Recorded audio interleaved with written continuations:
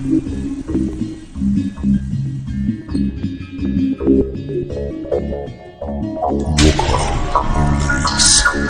guitar by Yanda Assad. Arrangement by Fazal Islami.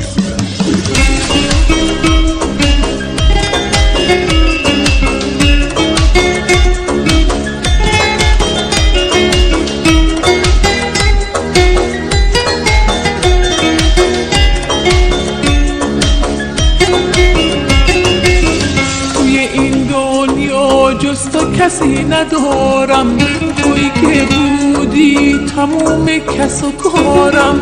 ولی از روزی که رفتی از پیشم، به خدا جز تو دل به کسی ندادم، به خدا جز تو دل به کسی ندادم. زندگی من شده یه تیکه کاغذ، به دست تو سیاه شد آسون و راحت. بگو چه کم گذاشتم برات که رفتی، با رفتنت منو تو خودم شکستی، با رفتنت منو تو خودم شکستی. دلم تو این جوانی پیرت شده، بدجوری دومون و اسیرت شده.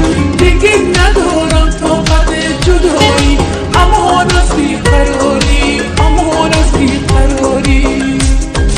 سایه پر مهر دیگه رو سرم نیست، جز تو و یادت کسی دور برم نیست، جز تو و یادت کسی دور برم نیست. پیر شدم از غم عشق دومونم، بعد تو افسردم پریشونم.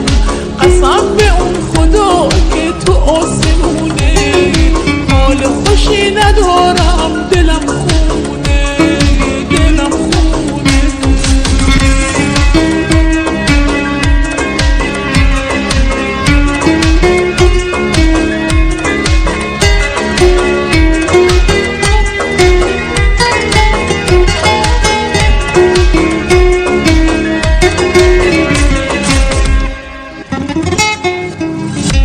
بی تو دیگه خوابم نمیاد، خیلی وقت صدام در نمیاد.